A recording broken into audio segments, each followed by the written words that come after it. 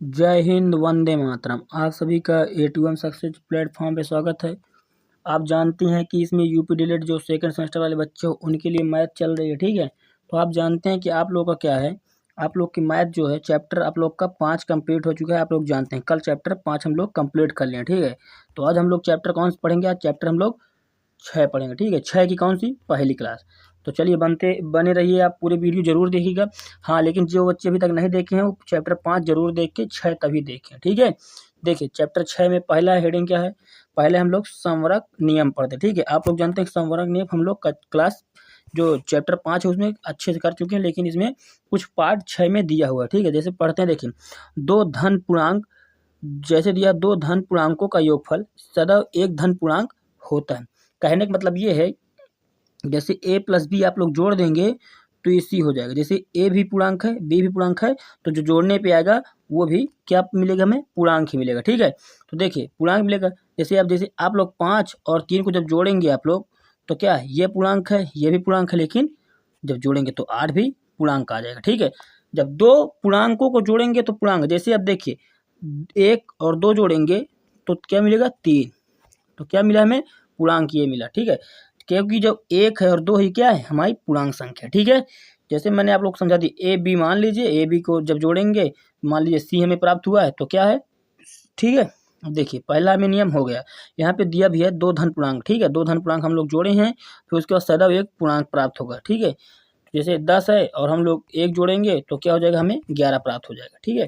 अब जैसे देखिए पहले हो गया। अब दूसरा नियम देखिए, दूसरा नियम में क्या है? क्रम विनिमय नियम। आप लोग क्रम विनिमय नियम में क्लास जो का चैप्टर जो 5 है, चैप्टर 5 में आप लोग बहुत अच्छे से कर चुके हैं, ठीक है। बहुत अच्छे से हम लोग समझ चुके हैं, लेकिन कुछ पार्ट दिया तो हमें पढ़ना जरूरी है 6 चैप्टर, ठीक है। देखिए क्या दिया है क्रम विनिमय में? क्रम विनिमय में दिया है दो पूर्णांकों को किसी क्रम में जोड़ा जाए तो योगफल में कोई अंतर नहीं आता, ठीक है। कहने का मतलब है, कह रहा है दो पूर्णांकों को अगर जोड़ने पर धन पूर्णांक हो, किसी भी क्रम में जोड़ा जाए। जैसे मैं बता दूं, जैसे a प्लस बी आप लोग जोड़ेंगे तब भी c आएगा मान लीजिए, और जब b प्लस सी ए जोड़ेंगे तब भी हमें c प्राप्त होगा। कहने का मतलब ये दोनों का क्रम जब चेंज कर देंगे तब भी कोई अंतर नहीं आएगा। देखिए कैसे, जैसे 2 है और 3, ठीक है। 2 3 को जोड़ेंगे कितना मिलेगा आपको? 5। जैसे 3 और 2 को जोड़ेंगे तो क्या मिलेगा? 5। देखिए ठीक है, क्रम देखिए 2 का चेंज है, 3 का चेंज है, लेकिन जो अंतर है जो योगफल में कोई भी अंतर नहीं मिल रहा है। यहाँ कहने का मतलब यह है कि जोड़ा जाए तो योगफल में कोई अंतर नहीं होता, ठीक है।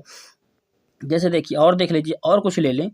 जैसे आप लोग को देखिए मैं दिखा दूं अच्छे से। अब आप लोग आज से क्रम विनिमय आप लोग भूल जाएंगे कि कोई टफ है, टफ नहीं होता, बस आप लोग समझने। जैसे देखिए 10 है प्लस 11 कर दें कितना हो जाएगा? 21, ठीक है। अब जैसे 11 प्लस 10 कर दें तो तब भी क्या आ जाएगा? 21, ठीक है। कोई देखिए अंतर मिला आपको? देखिए अंतर योगफल पे है? कुछ नहीं अंतर है। कि हम लोग चाहे क्रम चेंज ऐसे कर दें और चाहे इधर से कर दें, ठीक, कोई दिक्कत नहीं है, ठीक है। देखिए अंतर कुछ नहीं मिला। तो क्रम विनिमय नियम इसी को कहते हैं, ठीक है। क्रम विनिमय नियम का चैप्टर 5 में अच्छी तरह से पढ़ाया गया है। आप लोग का चैप्टर 5 जरूर देख लें, ठीक है। देखिए अब आते हैं सहचर्य नियम। आप लोग सहचर्य नियम भी पढ़ चुके हैं चैप्टर 5 पे, ठीक है। सहचर्य नियम जोड़ का, घटाना का, गुणा का, भाग का, चारों का हम लोग सहचर्य नियम अच्छे से चार क्लास चली है चैप्टर 5 की, उसमें हम लोग अच्छे से कर लिए हैं, ठीक है। तो देखिए एक बार मैं और आप लोग को समझा दूं। जैसे देखिए संवरक आपको समझते हैं, संवरक का मतलब होता है कि जब दो धन पूर्णांक जोड़ेंगे उसमें सदैव एक धन पूर्णांक मिलता है। जैसे मैंने यहाँ आप लोग को थोड़ी दिखा दूं। जैसे मैंने यहाँ पे देखिए, यहाँ पे जैसे मैंने माना 10 प्लस 1 11, तो हमारा 10 क्या है? पूर्णांक है, ठीक है। पूर्णांक ना, जैसे मैं बता दूं 1 भी मान लीजिए पूर्णांक है तो क्या 11 आ गया, ठीक है, आ गया ना। तो हमें ये भी पूर्णांक ही प्राप्त होता है, ठीक है। दूसरा आप लोग क्रम विनिमय नियम बता दिया हूँ कि क्रम चाहे जो भी चेंज कर दे दोनों का योग का, लेकिन जो योगफल है उसमें कोई अंतर नहीं मिलता, ठीक है। देखिए हम लोग पहले 10 को आगे किए थे, देखिए यहाँ 10 आगे है, यहाँ 10 पीछे कर दिए हैं, दोनों का सेम आया, कोई दिक्कत नहीं है, ठीक है। तीसरे नियम में सहचर्य नियम सबसे पहले देखते हैं। आप लोग को सहचर्य नियम अच्छे से मालूम है क्योंकि मैं जो चैप्टर क्लास है, क्लास 5 है आप लोग की, उसमें अच्छे से आप लोग कर चुके हैं। लेकिन मैं दिखा दूं कि सहचर्य नियम आप लोग भूले तो नहीं है। देखिए इसमें 6 चैप्टर में आपका जो 6 लेसन है, आप उसमें चैप्टर दिया भी है, जो चैप्टर 6 है उसमें सहचर्य नियम को कहा है कि आप लोग अच्छे से और रिविजन कर लें, ठीक है। तो ये कुछ पार्ट हैं। जैसे देखें, यदि पूर्णांकों जैसे 3 और 5 के योग में 8 जोड़ने पर वही योगफल प्राप्त होगा जो 5 और 8 के योग में 3 को जोड़ने पर। ठीक है, कहने का मतलब है जैसे 3 और 5 को पहले योग करिए, जैसे कोष्टक बंद करिए, 3 और 5 को आप लोग जोड़ेंगे, फिर प्लस 8। ठीक है, फिर कहा गया है 5 और 8 को जोड़ने पर, 5 और 8 को जोड़ने पर फिर क्या है 3। तो इसका मतलब देखिए यहाँ पे देखिए 3 5 कोष्टक के अंदर है, यहाँ 5 8 कोष्टक के अंदर है, और तीनों का जो संख्या है सेम है। ठीक है, तो इसमें कहने का मतलब जब इसको भी आप लोग जोड़ेंगे और ये वाला पद जोड़ेंगे, ये जो पद है दोनों का योगफल सेम आएगा। क्यों, देखिए कैसे, देखें 3 और 5, तो 3 और 5 कितना हो जाएगा 8, ये 8। ठीक है, और इधर 8 5 13 और ये 3। ठीक है, देखिए जब 8 8 जोड़ेंगे कितना हो जाएगा 16, और इसको जोड़ेंगे 13 3 16। देखिए योगफल में कोई भी अंतर नहीं है, बस आप लोग ये देखिएगा कि प्लस लगे हों तो कोई अंतर नहीं आता, चाहे जो भी संख्या कोष्टक में हो या दूसरे तरफ हो, उसमें कोई अंतर नहीं आता। क्योंकि देखिए यहाँ पे 3 5 कोष्टक में था, यहाँ पे 5 और 8 कोष्टक में। ठीक है, तो जब आप लोग इसको हल करेंगे तो इसमें भी 16 आ रहा है और इसमें भी 16 आ रहा है। तो सहचर्य नियम का मतलब यही है कि दोनों पद में चाहे जो भी वो दिया हो लेकिन संख्याएं सेम हो तो योगफल क्या आती है, सेम ही आती है। ठीक है, देखिए अब आप हम लोग चलते हैं। देखिए ये किसका था, ये योग के विषय में कह रहा था। देखिए योग के विषय में कह रहा था ना, योग के, लेकिन अब किस में हम लोग चलेंगे, धन पूर्णांकों की तरफ। ठीक है, धन पूर्णांकों की तरफ हम लोग चलते हैं। जैसे देखिए यदि ए बी दिया है n, ठीक है, और ए बी के गुणनफल में ए बी का या ए बी से प्रकट करते हैं तो गुणा का चिन्ह संक्रिया का प्रतीक है। ठीक है, इसमें गुणा के विषय में समझाया गया है। लेकिन देखिए इसमें हम लोग चलते हैं, पहला पॉइंट संवरक नियम। देखिए योग में भी संवरक नियम था, लेकिन योग में हमें ऐसा दिया गया था। अब देखिए गुणन में क्या सही संवरक नियम है। देखिए 2 धनांक पूर्णांकों का गुणनफल धन पूर्णांक होता है। कहने का मतलब है देखिए यहाँ पे क्या था, यहाँ पे 2 धन पूर्णांकों को जोड़ने पर था, और यहाँ पे 2 धन पूर्णांकों का गुणनफल पर। ठीक है, जैसे मैं बता दूं a गुणे b कर लेंगे तो जो इधर प्राप्त होगा वो भी हमें क्या प्राप्त होगा, जो ए बी है इधर भी हमें प्राप्त होता है पूर्णांक। आप लोग जानते ही हैं कि जब ये संख्या पूर्णांक हो सकती हैं तो जो प्राप्त होगी ये भी पूर्णांक हो सकती है। कैसे, जैसे देखिए 3 है, पूर्णांक संख्या 3 होती है, आप लोग मालूम है, 2 भी पूर्णांक है। जब आप लोग इसको गुणा करेंगे तो 6 प्राप्त होगा। 6 हमारा क्या है, ये भी पूर्णांक है, और दोनों ये पूर्णांक है ही हैं। कहने का मतलब कि आप लोग जब इनका गुणा करेंगे जो संख्या प्राप्त होती है वो भी पूर्णांक होता है। ठीक है, धन पूर्णांक निकलता है। ठीक है, अब देखिए दूसरे नियम में क्रम विनिमय के दूसरे नियम में ये किसका है, गुणन का। ठीक है, आप लोग देखिएगा यहाँ पे गुणा दिया है, और ये क्रम विनिमय किसका था, ये क्रम विनिमय जोड़ का था। ठीक है, देखिए ये क्रम विनिमय जो था, तो ये क्रम विनिमय है आप लोग का, ये क्रम विनिमय है ना, ये आप लोग किस में का है, जोड़ का है। ठीक है, क्योंकि ये देखिए यहाँ पे जोड़ा जाए दिया है, लेकिन यहाँ पे दिया है, जो आप लोग का यहाँ पे दिया है, देखिए रुक जाए दिखा रहा हूँ, जो यहाँ पे दिया है किसका दिया है, गुणा का। ठीक है, देखिए यहाँ पे दिया है क्रम विनिमय नियम में क्या दिया है, गुणन वाले में यदि 2 धन पूर्णांकों का गुणा किसी भी क्रम में किया जाए तो गुणनफल समान रहता है। जैसे कहने का मतलब है जब जोड़ वाला होता है तो हम लोग जोड़ वाला चाहे इधर से इस तरह जोड़ दें तब भी हमें प्राप्त होगा, और चाहे क्रम चेंज करके इधर से जैसे जोड़ दें तो अब भी हमें प्राप्त होगा। ठीक है, कहने का मतलब चाहे ए आगे से कर दे चाहे पीछे से, लेकिन जोड़ना था। लेकिन गुणा वाले में क्या कर रहा है, गुणा करने पर जैसे ए गुणे बी कर देंगे तब भी हमें सी प्राप्त होगा। जैसे देखिए कुछ संख्या लेकर समझ लीजिए, कुछ संख्या लेकर समझते हैं। देखिए संख्याओं में अच्छे समझ में आएगा। ठीक है, देखिए जैसे मैं बता दूं, जैसे 4 और 2 करेंगे गुणा तो कितना आ जाएगा 8। ठीक है, और जब 2 और 4 का गुणा करेंगे तब भी क्या आ जाएगा 8। इसका कहने का मतलब है कि क्रम चाहे जो भी चेंज कर दें, देखिए 2 2 आगे पीछे हैं, 4 भी आगे पीछे है, लेकिन जो ये गुणनफल आ रहा है उसमें कोई अंतर नहीं है। कहने का मतलब ये है कि चाहे क्रम चेंज कर दें लेकिन गुणनफल जो आता है हमेशा सेम आता है, उसी को हम कहते हैं क्रम विनिमय नियम। जैसे आप लोग 11 का और 9 को कर लें कितना आ जाएगा, 11 9 99। ठीक है, और आप लोग कर लिए, और जब 9 का और किसका कर लें 11 का तो कितना भी आ जाएगा 99। अब देखिए यहाँ 9 आगे है, यहाँ 9 पीछे, लेकिन हमारे में गुणनफल में कोई अंतर नहीं है, उसी को हम क्या कहते हैं क्रम विनिमय नियम। ठीक है, जब क्रम विनिमय नियम से हल करने को कहेगा तो आप लोग ऐसे दर्शाएगा। ठीक है, देखिए अब चलते हैं हम लोग तीसरे नियम की तरफ। तीसरे नियम में क्या कहा गया है, सहचर नियम। किसका सहचर नियम, गुणन का। यहाँ पे किसका था सहचर नियम, यहाँ पे हम लोग का जोड़ का सहचर नियम था, और देखिए यहाँ पे किसका नियम है, गुणन का सहचर नियम। ठीक है, तो कहा गया यदि ए बी सी 3 पूर्णांक संख्या हैं तो ए बी सी में देखिए यहाँ ए बी कोष्टक के अंदर है, यहाँ BC कोष्ठक के अंदर है।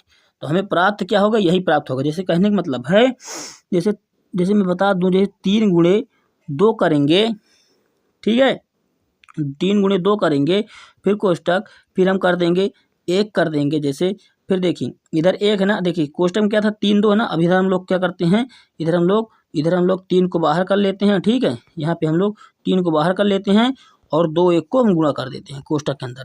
कहने का मतलब ये है कि कोष्टक के अंदर चाहे कुछ भी हो, लेकिन गुणनफल जो आएगा सेम आएगा। जैसे 3 का 2 में गुणा करेंगे कितना जाएगा 6, फिर 1, इधर 3 और 2 का गुणा 1 करेंगे तो 2, ठीक है। अब देखिए 6 का जब करेंगे तो 6 कम 6, ठीक है। 6 का जब करेंगे तो 6 कम 6 कितना, 6 कम 6, और 3 का जब 2 में करेंगे तो 6।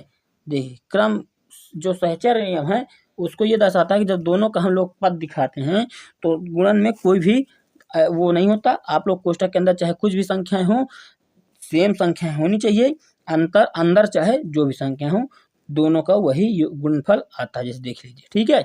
इसी को हम कहते हैं सहचर्य नियम।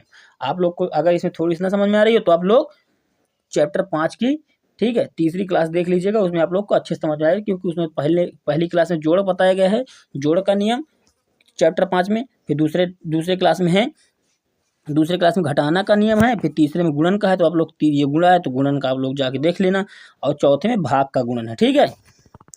देखिए हो गया। अब चौथे पॉइंट में हम लोग चलते हैं। चौथे पॉइंट में क्या कहा गया है, गुणन का संक्रिया जो योग है, संक्रिया पर योग का वितरण या बंटन नियम। अब बंटन नियम क्या होता है, अब बंटन नियम मैं आप लोग को समझा दूं। देखिए बंटन नियम क्या होता है, बंटन नियम में मतलब देखिए आप लोग अच्छे से देखिएगा। बंटन नियम का मतलब होता है, जैसे ये क्या दे दूं मैं आप लोग को, जैसे यदि पहले इसका समझ लीजिए, यदि ABC 3 धनात्मक पूर्णांक हो तो, ठीक है। तो अब देखिए इसको कैसे करते हैं, जैसे अभी सहचर्य नियम में क्या था, कुछ भी संख्या अंदर बाहर कर लो, संख्याएं सेम होनी चाहिए। जैसे ठीक है, संख्याएं सेम होनी चाहिए अंदर बाहर चाहे जो कुछ भी हो, ठीक है। हम लोग ऐसे भी कर लेते थे तो हमें प्राप्त ABC होता था, इधर भी ABC होता था, ठीक है। लेकिन अब बंटन नियम में क्या करना है, देखिए बंटन नियम का है तो अब बंटन नियम की तरफ से सोचेंगे कि क्या कहा गया। देखिए अगर मान लीजिए ABC 3 संख्या है, ठीक है, 3 धन पूर्णांक, जैसे इसमें 3 धन पूर्णांक संख्याएं हैं, तो देखिए इसमें करना क्या है, इसमें एक स्थान पे हम लोग प्लस लगाकर चेक करते हैं, ठीक है।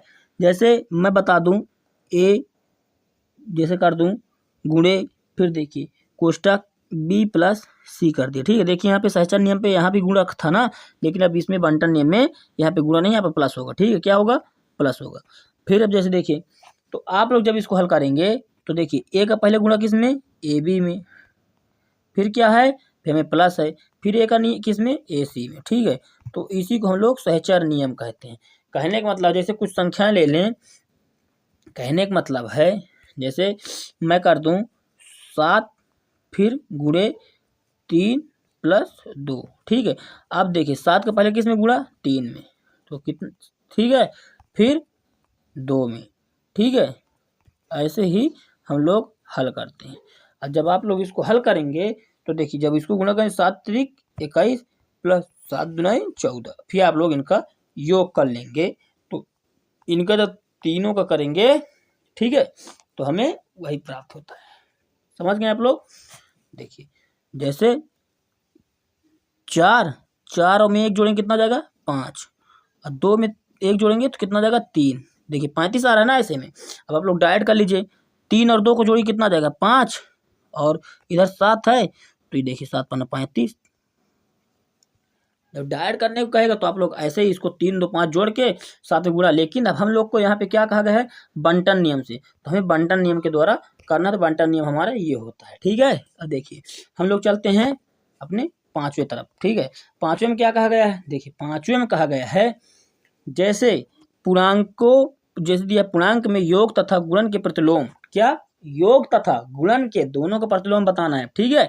तो क्या दिया है, पूर्णांक में 0 योगात्मक प्रतिलोम तथा 1 को गुणात्मक प्रतिलोम कहते हैं। जैसे मैं कह दूं 0 को क्या कहते हैं, योगात्मक, योग, ठीक है, लेकिन 1 को क्या कहते हैं, गुणात्मक, ठीक है, क्या कहते हैं, गुणात्मक। अब देखिए अब इसको समझना कैसे, जैसे देखिए जैसे मैं बता दूं अगर जैसे कोई संख्या दे दें, अगर जैसे 8 है प्लस 0 कर दूं मैं, तो आप लोग इसका क्या आएगा, आप लोग बताइए इसका क्या आएगा, इसका हमें प्राप्त 8 ही होगा प्रतिलोम। ठीक है, अब जैसे मैं बोल दूं a प्लस 0 कर दूं तो इसका क्या आ जाएगा, a आ जाएगा। जैसे एक और बात बता दूं, जैसे एक का ये देखिए प्लस है, ठीक है ना, यहाँ भी प्लस लगेगा। ठीक है, एक का जब प्लस जोड़ेंगे कितना जाएगा, जैसे देखिए, जैसे बता दूं यहाँ पे प्लस था ना तो 0 आया, लेकिन जब a का गुणा 1 में कर दूं मैं तो क्या आ जाएगा, a। ठीक है, ऐसे ही करते हैं। अब देखिए जैसे माइनस वाले को ले लेते हैं, जैसे माइनस है प्लस 0। ठीक है, तो देखिए माइनस है, तो अगर अब इसका प्रतिलोम बताना है तो -7। जैसे जैसे 0 प्लस a है तो क्या प्राप्त होगा हमें, प्रतिलोम a। जैसे a गुणे a है तो क्या आ जाएगा हमें a। ठीक है, प्रतिलोम का नियम यही है प्रतिलोम का, देखिए। ठीक है ना, आप लोग ऐसे जैसे 8 को 0 में जोड़ेंगे तो 8 प्राप्त होगा, a का गुणा a जोड़ेंगे तो a का गुणा a में 1 में करेंगे तो a प्राप्त होता है। ठीक है, अब देखिए जैसे हम लोग की समझ पॉइंट हम लोग का हो चुका है। अब चलते देखिए ये क्या दिया, देखिए सवाल दिया है, सवाल क्या कह रहा है, देखिए क्वेश्चन है हम लोग का, ये क्वेश्चन है क्या कह रहा है, सिद्ध कीजिए कि किसी पूर्णांक का योगात्मक प्रतिलोम अद्वितीय होता है। क्या कहा गया है, किसी पूर्णांक का योगात्मक प्रतिलोम द्वितीय होता है। देखिए अभी हम लोग प्रतिलोम यहाँ सीखे ना, यहाँ पे क्या है प्रतिलोम ही सीखे, ये देखिए योगात्मक प्रतिलोम है ना, यहाँ पे योगात्मक प्रतिलोम है, यहाँ पे क्या कह रहा है योगात्मक प्रतिलोम। ठीक है, तो यहाँ कह रहा है किसी भी, यहाँ पे कह रहा है किसी भी संख्या जो सिद्ध कीजिए किसी पूर्णांक का योग प्रतिलोम अद्वितीय होता है। पूछा गया है कि होता है या नहीं होता, तो जैसे मैं कहूँगा आप लोग जानते हैं द्वितीय, ठीक है, अद्वितीय निकालना है। जैसे मैं बताऊं, जैसे देखिए आप लोग जैसे a प्लस बी मान लीजिए। ठीक है, जैसे मान लिया मैं, जैसे ए बी बराबर क्या 0। ठीक है, और एक स्थान पे मैं मान लेता हूँ b प्लस सी बराबर क्या 0। हमारे दो संख्या निकल आई। जब हम इन्हीं को दोनों को जैसे बराबर करते हैं, जैसे a प्लस बी बराबर b प्लस सी करते हैं। ठीक है, सी करते हैं ना, जैसे देखिए a बराबर जैसे हम लोग a प्लस बी कर लिए, यहाँ पे b प्लस 0 कर लिए, ठीक, b प्लस सी बराबर 0। ठीक है, तो देखिए जब ये आपस में जाएंगे, जब इधर b आएगा तो माइनस हो जाएगा, तो b से b कट जाएगा, तो a बराबर c क्या प्राप्त हुआ, a बराबर c प्राप्त हुआ हमें। तो यहाँ पे कहने का मतलब ये है कि जब हम लोग a बराबर c होता है तो हमें ये बताना है कि यहाँ पे केवल एक ही है, क्या है, यहाँ पे केवल एक ही है b जो प्रतिलोम नियम बता रहा है। ठीक है, जो यहाँ पे योगात्मक प्रतिलोम एक और केवल b ही है। ठीक है, केवल b ही है जो प्रतिलोम नियम हमें बता रहा है। ठीक है, अब देखिए पूर्णांक क्वेश्चन ये कौन सा है, क्वेश्चन की तरफ चलते हैं।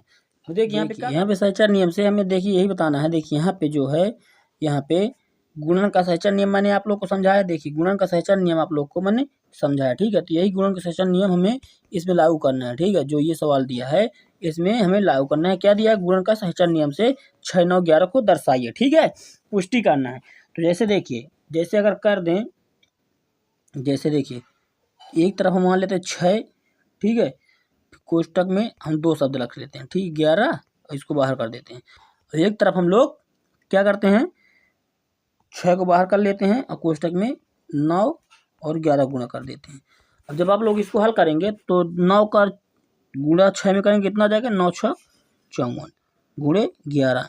और जब 11 का 9 में तो आप लोग 99। ठीक है, 99। अब देखिए यहाँ पे 4 आ जाएगा जब 11 गुणा करेंगे। ठीक है, और यहाँ पे क्या प्राप्त हो जाएगा, यहाँ पे 9 और देखिए यहाँ पे 5। ठीक है, क्या आ जाएगा 594।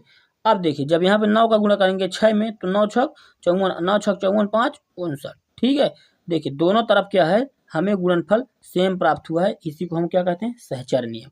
यहाँ पे देखिए 6 9 को गुणा कोष्टक के अंदर, यहाँ 11 गुणे 9। ठीक है, तो कोई दिक्कत नहीं, गुणन में कोष्टक के अंदर कोई भी संख्या हो लेकिन दोनों तरफ संख्याएं सेम होनी चाहिए। ठीक है, तो गुणनफल हमेशा सेम आता है, एकदम करेक्ट। ठीक है, अब देखिए ये क्वेश्चन में थोड़ी सी बढ़िया क्वेश्चन है, इसको आप लोग समझ जाइएगा।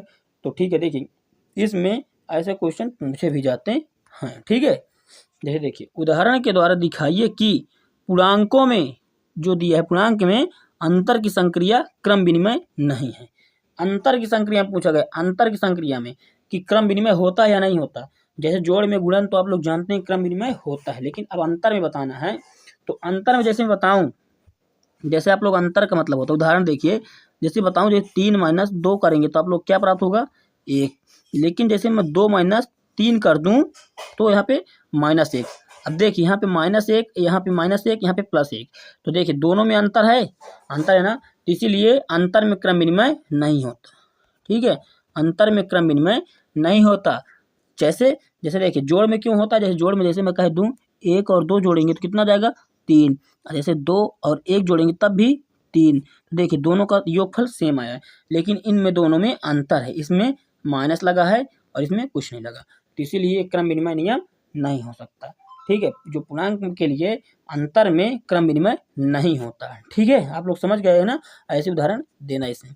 जैसे इसमें क्या दिया है, पूर्णांकों में भाग संक्रिया जो दिया है, पूर्णांकों में भाग संक्रिया नहीं होती, सिद्ध कीजिए। इसमें नहीं होती, इसमें भी चेक करना है कि भाग में होता है या नहीं होता। जैसे जैसे देखिए अगर हम कहे दूं जैसे 15/3 कर दें, हम जैसे 15/3 कर दें तो कट जाए कितने बार में, 5 बार में। ठीक है, ये क्या है, ये पूर्णांक है, क्या है, ये पूर्णांक है, आप लोग जानते हैं।